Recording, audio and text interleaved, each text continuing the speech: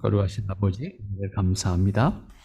오늘 주님의 날을 통해서 함께하게 하시니 감사합니다. 우리를 분노하게 하는 것이 세상에 참 많고, 또 우리에게 주어진 환경들이 때로는 버겁고 지치게 하는 것들이 있습니다. 그럼에도 불구하고 하나님을 향한 저희들의 모습이 있게 하시니 감사합니다. 하나님, 오직 하나님을 향한 저희들의 모습이 참 귀하고 아름답다 고백할 수밖에 없음을 이 시간도 체험하게 하시고, 은혜로 고백하는 저희들의 모습이 하나님 앞에 새롭게 되어지도록 인도하여 주시옵소서. 아버지 하나님, 오늘도 아모스 선지자를 통해서 말씀하신 것 마음에 새겨서 믿음으로 살기를 원합니다. 하나님, 우리 안에 역사하실 때 성령님 친히 말씀을 우리 마음 가운데 담아주시고, 그 말씀을 살아서 능력으로 승리하게 하옵소서. 이 시간 오직 하나님이 저희와 함께 해주시기를 원하오며, 청종하는 저희들에게 은혜로 충만케 하옵소서. 예수님의 이름으로 기도하옵나이다. 아멘. 네, 우리가 아모스서 함께 상고하고 있습니다. 아모스서 우리가 1장 3절 말씀부터 여기 2장 3절까지, 여기는 사실 유다와 그리고 이스라엘 주변에 있었던 여러 나라들, 특별히 이스라엘보다 훨씬 강대한 그런 나라들에 대한 심판과 관련한 말씀을 하고 있는 내용들로 기록되어 있습니다. 그 마지막 부분이 오늘 여기 2장 3절까지의 말씀, 1절부터 3절까지의 말씀인데, 여기서 우리에게 교훈하는 것은 결국 우리가 다시 한번 하나님의 공의라고 하는 것과 하나님의 섭리, 굉장히 중요한 말이에요. 공의로 섭리하신다. 그 다음에 그 섭리의 목적은 하나님의 백성들에게 있다라고 하는 거예요. 그러니까 이 부분, 이 시각을 가지고 성경 전체를 파악해야 성경의 가르침이 모순되지 않아요. 그렇지 않으면 모순됨을 느끼게 됩니다. 그래서 하나님께서 공의로 섭리해 가시고, 그 섭리의 목적은 하나님의 백성에게 있다라고 하는 것이고, 궁극적으로는 하나님의 뜻이 그 백성을 통해서 드러나는 데 있다라고 하는 것을 우리가 확인할 수가 있어야 됩니다. 그 목적에 충실해서 본문을 우리가 살펴보면 아모스를 통해서 전달하고자 한 하나님의 뜻을 우리가 깨닫게 되는 거죠. 단순히 심판 자체가 목적이 아니다. 늘 말씀드리죠. 심판은 과정이다. 그 목적에는 뭐가 있을까라고 했을 때는 결국은 하나님의 뜻을 드러내는 것인데, 그 드러냄의 주인공은 하나님의 백성들인 거예요. 아모스 처음서부터 밝히고 있는 것처럼 하나님의 심판은 그래서 맹목적이거나 폭력적인 것을 나타내고자 하는 것이 아니고, 하나님을 단순히 무서운 존재로 보여주시기 위해서 그렇게 기록하고 있는 것이 아니다라고 하는 것이고, 터무니없이 일방적으로 폭력을 행사하는 것이 아니고, 심판은 하나님 마음대로 휘두르는 개념이 아니고, 심판하실 때는 그들이 행한 것에 대한 보응인 거예요. 거기에 이의가 없는 거예요. 만약에 그것이 그러한 것이 아니고 폭력이라고 하면 이의가 있죠. 그런 의미에서 공의라고 하는 말을 쓸 수가 있다라고 하는 거예요. 그래서 이스라엘을 목적으로 하는 하나님의 섭리를 분명하게 깨닫게 하시고, 동시에 섭리하시는 원리를 우리가 알게 하시는 것을 이 본문의 말씀을 통해서 깨닫게 되고, 그 과정들을 깨달음으로 말미암아 우리가 이 땅에서 하나님 앞에 하나님의 자녀로 온전한 모습으로 응답할 수가 있어야 한다라고 하는 겁니다. 본문은 결국 사해 동쪽, 그러니까 이스라엘의 동쪽이지요. 이스라엘의 요단강 그 밑에 사해, 그 동쪽에 있는 모압이라고 하는 지역의 모압 나라를 대상으로 심판을 예언하는 말씀입니다. 앞에서 말씀드린 것처럼 심판은 하나님이 단순히 폭력을 행사하거나 혹은 심심하셔서 심심풀이로 장난감처럼 갖고 놀고자 하는 것이 아니고, 그들에 대해서 심판하시겠다고 하는 것은 분명히 그들이 그렇게 책망을 받을 수밖에 없는 일들을 행한 것을 통해서 책망하신다라고 하는 것을 분명히 밝히고 있습니다. 우리는 이에 대해서 관심을 가지고 좀 더 집중해서 보면, 하나님께서 행하시는 심판이 결코 이의를 제기할 수 없는 분명한 공의를 행사하시는 것이다 라고 하는 것을 받아들이게 되는 것인데, 그렇게 공의를 행사하실 때 우리도 똑같은 입장에서 그렇게 취급을 당할 수밖에 없는 대상임에도 불구하고 우리를 긍휼, 자비, 이 두 단어를 통해서 우리에게 사랑을 적용시켜 주심으로 예외를 두신다라고 하는, 이게 하나님의 자녀된 특권이고 복이에요. 특별해서가 아니라고요. 우리 역시 그들과 그렇게 다르지 않은 모습으로 세상을 삽니다. 우리가 살아가고 있는 모습이 결코 다르지 않거든요.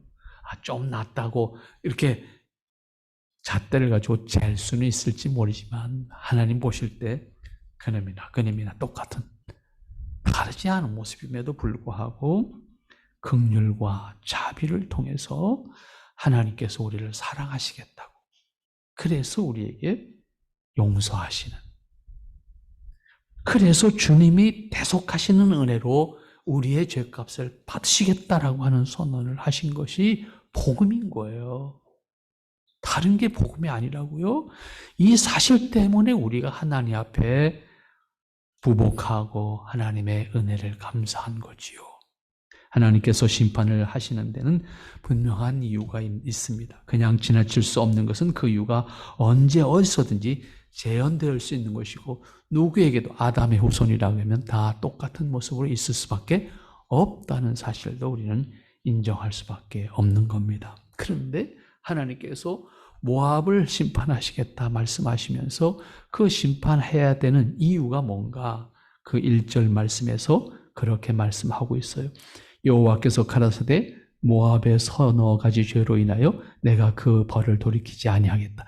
이거는 계속 반복된 거예요. 그죠? 앞에서부터 계속 똑같이 반복되는 말씀이었어요. 그런데 구체적으로 하는 말씀이 뭡니까?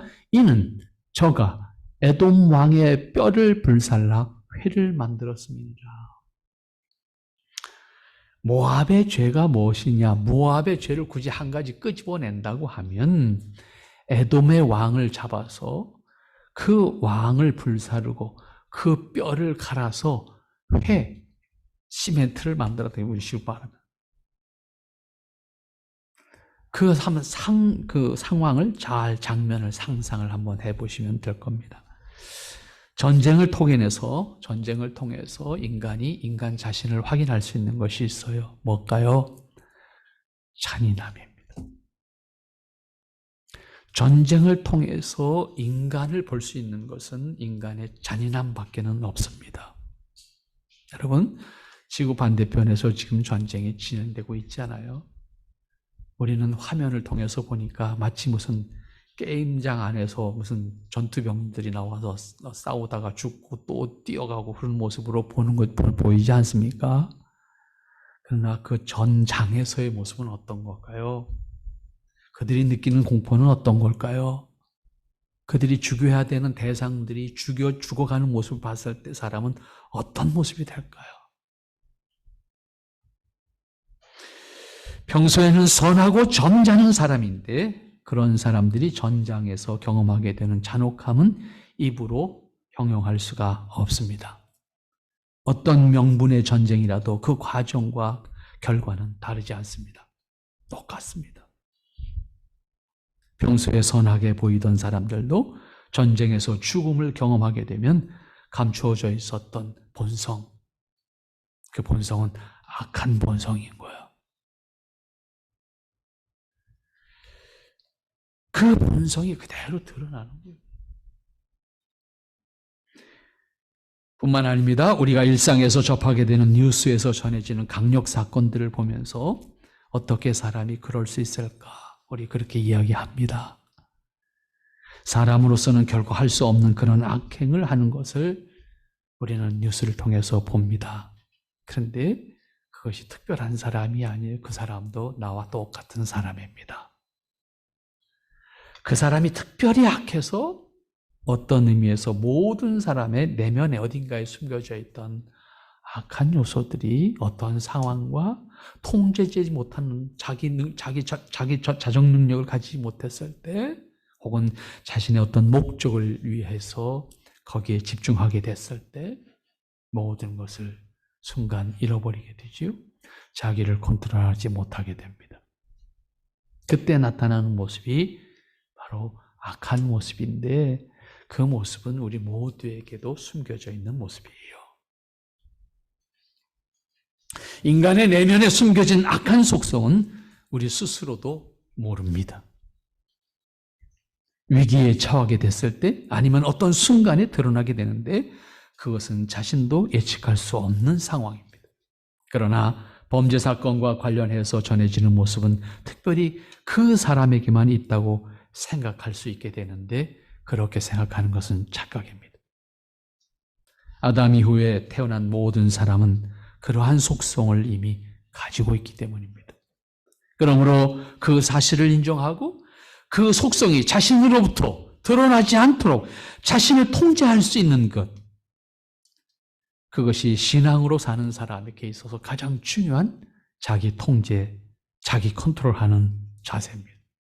믿음으로 자기를 다스리고 믿음으로 자기를 다시 세우고 믿음으로 하나님의 의를 기뻐하는 모습으로 내 자신을 만들어가는 겁니다.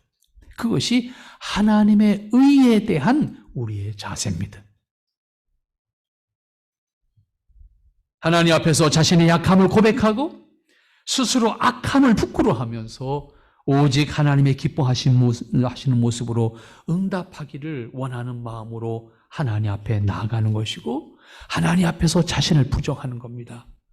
하나님의 긍휼히 여기심을 통해서 하나님 앞에 설 수 있는 사람이 되게 하더라고 간구하면서 하나님 앞에 서는 것이 그리스도인의 신실한 모습입니다.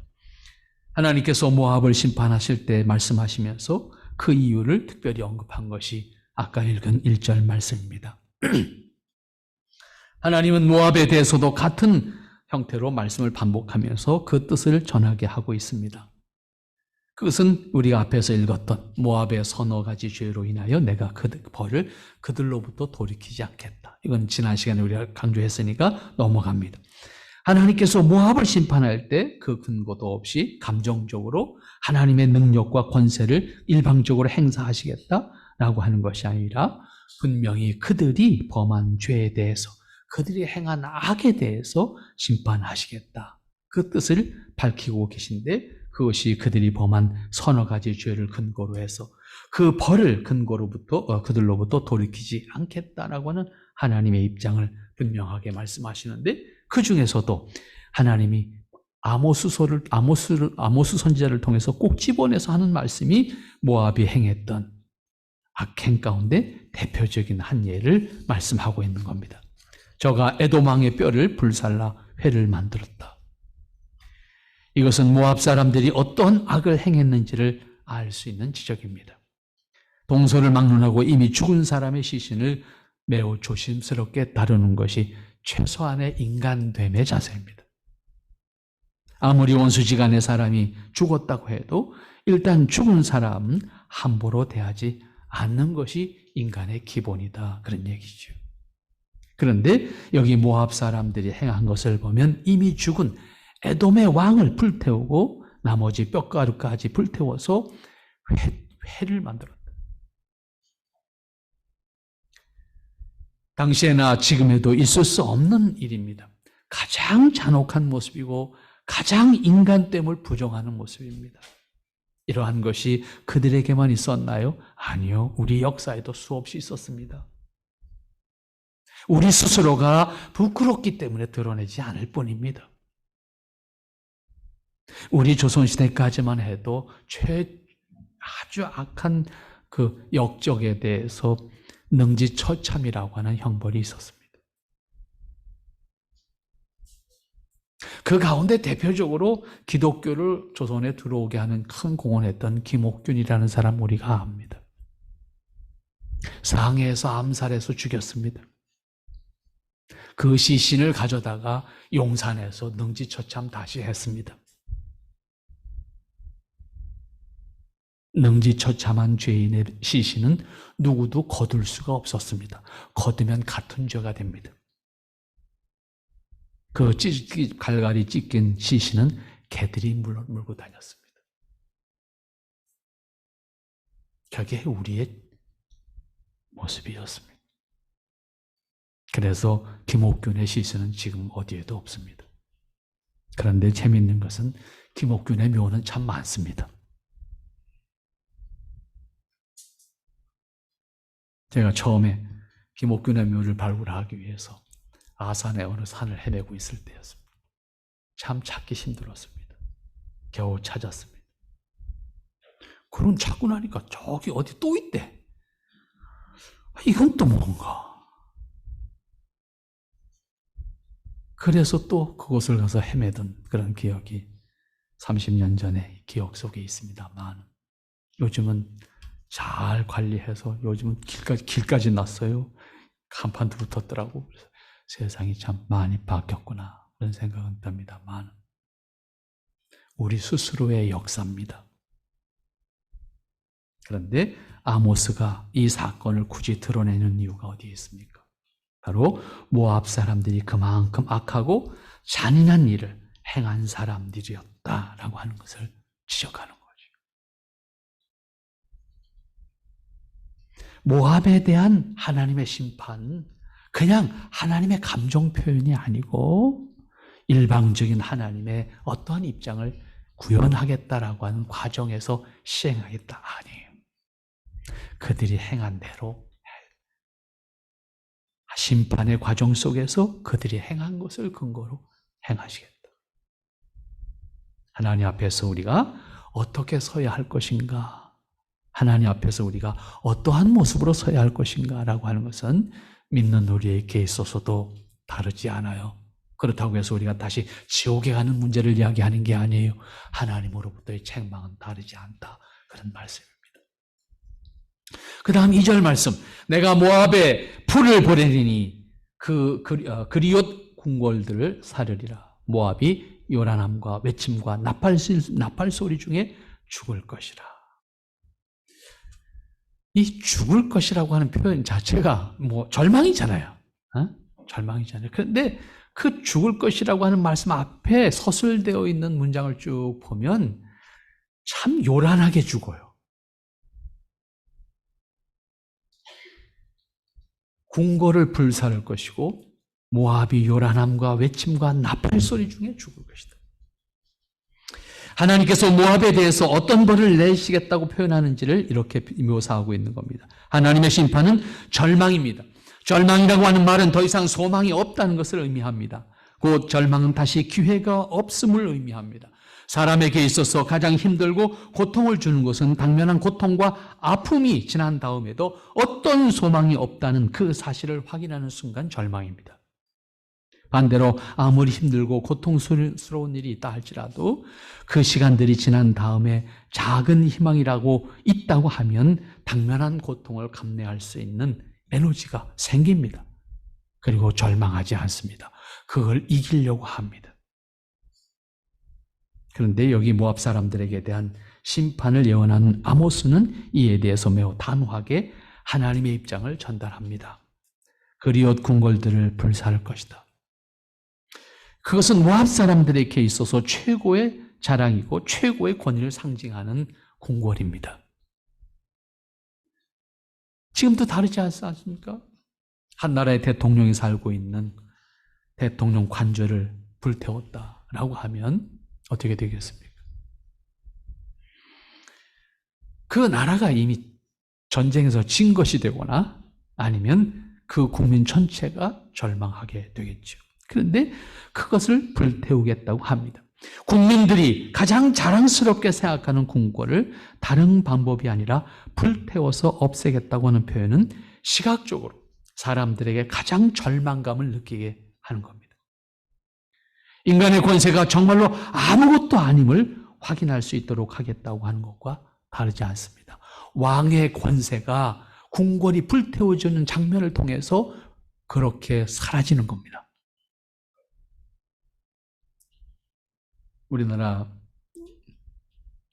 국보 1호였던 남대문이 십몇 년 전에 불탔어요. 그 불태워지는 장면을 중계방송하는 것을 우리는 다 보았습니다. 궁궐이 아니었어요. 대문이었어요. 그리고 우리나라 보물 1호였어요. 그것이 불태워질 때 허망함을 느낍니다. 많은 사람이 현장으로 뛰어가서 통곡을 했어요. 제 아는 한 사람도 사진을 하는 사람인데 가서 그걸 찍으면서 통곡을 하는 그 모습을 저한테 보여줬어요. 이게 뭘까? 우리 자존심이잖아요. 우리 역사, 우리 문화. 비록 그것이 궁궐은 아니었지만 적어도 국보 1호라고 하는 상징성이 있잖아요. 그런데 그게 허무하게 불타지는 모습을 보면서 우리 국민들이 분노했어요. 이게 뭔가? 그런데 군주 정치가 있었던 시절에 최고의 권자인 왕이 있는 궁궐이 불태워졌다. 한번 상상을 해보세요. 백성들은 그 자체로 절망입니다. 사람들은 자신이 속한 나라에서 위로와 소망을 가지고 그곳에서 평안을 누리고 싶어 합니다. 그렇기 때문에 평소에 자긍심을 느낄 수 있는 것이 다름 아닌 자신이 속한 나라가 자랑스러운 나라여야 되고 그 궁궐이 아름답고 멋있어야 되고 그것 자체가 충족감을 가질 수 있는 국민으로서의 자긍심을 가질 수 있는 그러한 기회를 주는 것이거든요. 그렇지 못하게 되면 오히려 부끄러워하거나 그렇지 않다고 할지라도 왠지 자신의 신분을 숨기고 싶은 마음이 듭니다. 우리가 이만큼 사는 나라가 돼서 세계의 어느 나라 나가도 우리가 대우를 받으니까 이걸 못 느끼는데 30년, 40년 전에 나갔을 때는 경우가 달랐습니다. 우리나라에 지금 들어오고 있는 일하기 위해서 들어오는 제3세계 국가들 사람들이 한국에 들어오면서 느끼는 감정과 다르지 않았다고요.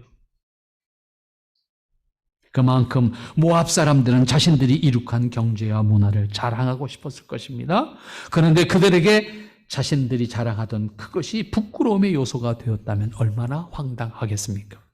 모압이 요란함과 외침과 나팔소리 중에 죽을 것이다. 그냥 죽는 것이 아니야.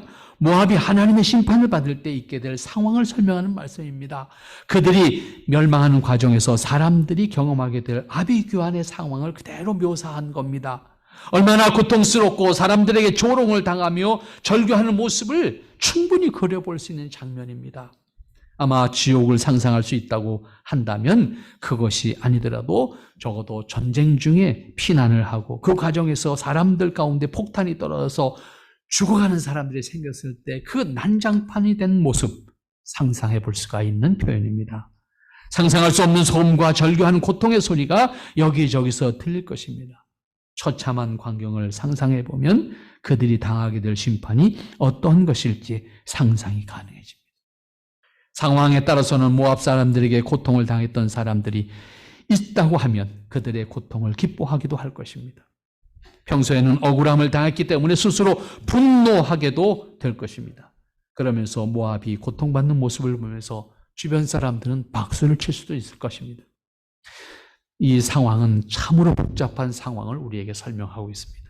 이렇게 고통의 함성과 그들이 고통받는 것을 박수치는 함성이 함께 어울려서 죽음의 과정을 경험하게 될 것을 말씀하는 장면은 생각할수록 사실은 감당할 수 없는 상황을 우리에게 묘사하고 있는 것이다. 그렇게 볼 수가 있습니다. 바벨론에 의해서 모압이 결국 멸망을 당하게 될 것인데 그 과정에서 모압 사람들이 당할 고통이 어떤 것인지를 이렇게 묘사한 겁니다. 하나님의 심판은 이렇게 주변의 국가들과 군대를 동원해서 그 하나님의 뜻을 드러내게 하십니다. 물론 바벨론이 이렇게 쓰임을 받지만 그들이 행한 악은 후에 다시 바벨론이 심판의 근거가 된다고요. 앞에 말씀드렸던 것처럼 이렇게 하나님은 심판과 섭리가 분명히 공의와 목적을 위해서 행하시고 있다라고 하는 것을 알 수가 있습니다. 이렇게 하나님은 섭리를 통해서 하나님의 뜻을 드러내시고 하나님의 뜻을 이루어 가십니다. 동시에 하나님의 공의를 집행하심으로 이 땅의 안정을, 이 땅에 하나님 백성들이 살 수 있는 터전을 유지할 수 있도록 하신다라고 하는 것도 우리는 여기서 배울 수가 있을 것입니다. 그 다음에 최종적으로 말씀하시는 것이 3절입니다. 내가 그 중에서 재판장을 멸하며 방백들을 저와 함께 죽이리라. 이는 여호와의 말씀이니라. 모압에 대한 하나님의 심판을 좀 더 구체적으로 묘사하는 말씀이 바로 3절인데, 하나님의 심판은 특별히 하나님 보시기에 악을 주도한 사람들에 대해서 말씀하고 있다. 그들을 특별히 언급하고 있음을 볼 수가 있습니다. 이것은 어떤 형태의 지도자든 그들이 차지하는 책임과 역할이 중요하고 그와 비례해서 그들에게 무거운 책임을 묻게 된다는 사실을 깨닫게 하는 말씀입니다. 그런 의미에서 지도자는 책임이 분명히 있습니다. 그만큼 지도자로서 책임의식이 있어야 된다는 말씀이기도 하고, 평소에 높은 지위에 오르기를 원하지만 정작 그 자리에 주어진 책임이 얼마나 크고 무거운 것인지를 안다면 쉽게 높은 자리에 오르겠다고 하지 않을 수도 있을 겁니다. 그만큼 지위와 함께 책임이 같이 있다는 것을 의식하지 않으면 안 됩니다. 하나님께서 모압을 심판하는 과정 속에서 콕 집어내서 재판장과 방백들을 멸하시겠다. 그렇게 선언하십니다. 그런데 드러나는 현실은 높은 자리에 오르기는 원하지만 정작 신분에 합당한 책임을 져야 한다는 것에 대해서는 생각하지 않는 경우가 많기 때문에 우리는 이 부분에 대한 교훈도 함께 생각해야 됩니다. 높은 자리는 지위가 높은 만큼 명예롭고 자랑스럽습니다. 그러나 사람들은 그 자리에 오르기를 원하지만 그 자리를 위해서 평생을 노력하는 사람도 있지만 그렇게 오른 자리에서 자신의 권력을 행사하고 자랑하고 싶어 하지만 그러나 그에 비례해서 책임이 따라온다고 하는 그 책임에 대한 충실, 그 책임을 다하겠다고 하는 사명감, 그것을 의식하지 못한다고 하면 그 자리에서 그 역할을 감당하지 못하게 되거나 아니면 잘못된 일을 행함으로 오늘 하나님께서 아모스를 통해서 모압의 방백들과 재판장을 멸하시겠다고 하는 말씀과 마찬가지로 그들은 심판의 대상, 책망의 대상 되고 말 것입니다. 그 책임은 자신에게도 영향을 미치는데 엄청난 좌절감과 상실감과 모욕감을 경험하게 될 겁니다. 정말 부끄러운 결과에 이를 수 있다는 말씀입니다. 그렇지만 많은 경우 그 자리에 오르는 것에 대해서는 열심이지만 그 자리에 합당한 사람으로 책임을 다하겠다라고 하는 그 책임을 준비하는 데 있어서는 지극히 소홀한 것이 우리 사람들의 그리고 어느 사회에서나 마찬가지의 모습이 아닌가라고 하는 생각을 하게 됩니다. 따라서 하나님은 아모스를 통해서 직접 표현합니다. 재판장을 멸하며 방백들을 저와 함께 죽이겠다.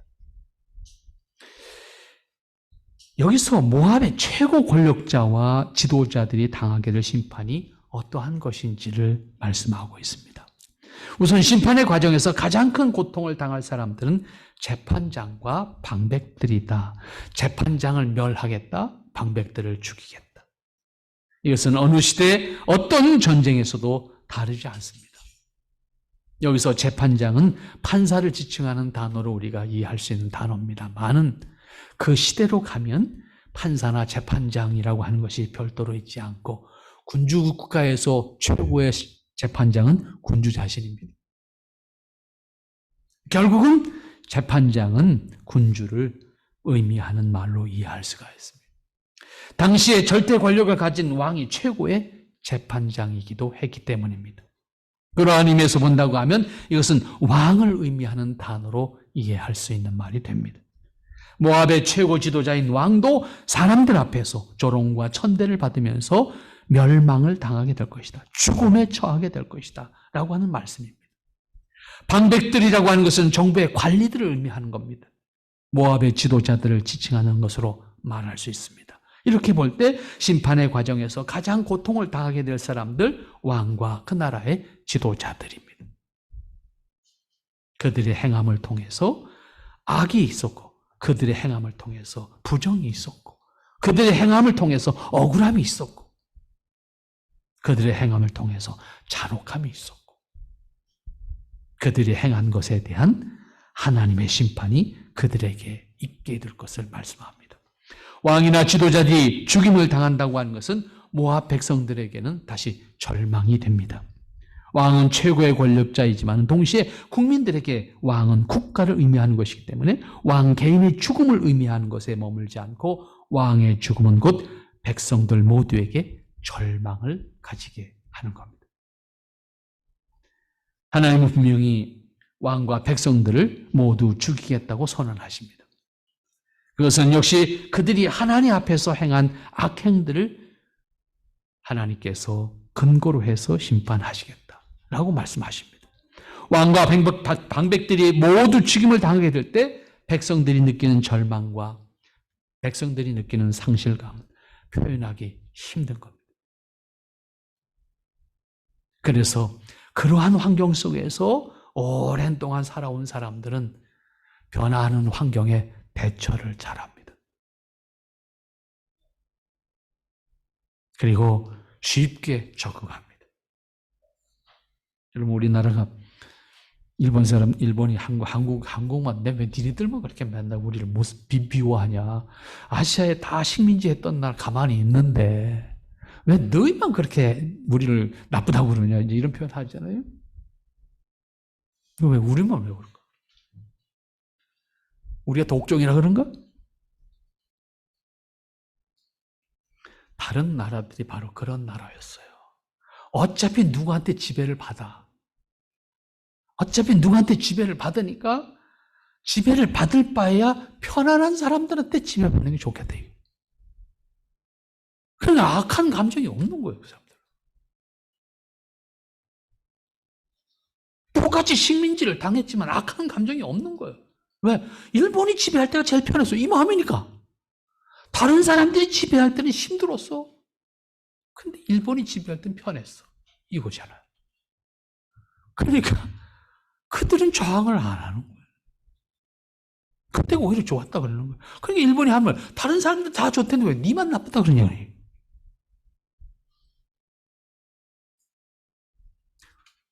이렇게 적응되면 사람이 그렇게 됩니다. 중동 국가도 다르지 않습니다. 왜 중동이 갑자기 다 이슬람 국가가 됐습니까? 똑같은 결과입니다. 이슬람이 지배하는 게 제일 편했어. 그 얘기입니다. 그래서 스스로 다 백기 들고 이슬람 받아들였습니다. 이슬람이 전도해서 받아들인 거 아니에요. 우리가 정신 못 차리면 우리도 그렇게 됩니다. 군주국가 상태에서 경험하게 되는 백성들의 두려움은 왕과 지도자를 잃었을 때 더 크게 된다고 하는 것은 역사적 과정이나 상황을 상상해 볼 때 충분히 알 수 있습니다. 그런 의미에서 왕과 방백들에 대한 심판은 백성들에게도 같은 충격과 두려움과 절망감을 경험하게 하는 겁니다. 오늘 우리는 그런 의미에서 정신 똑바로 차리고 백성된 도리를 잘하고 백성된 도리를 잘한다고 하는 것은 백성들이 바르게 서야 지도자들도 바로 섭니다. 지도자들이 백성들을 우습게 보면 지들 하고 싶은 대로 합니다.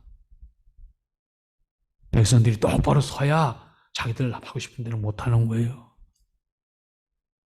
같이 있는 겁니다. 따로따로 있는 게 아니에요. 그들도 우리 백성들이지 않아요. 그들도 임기 끝나면 평민이잖아요.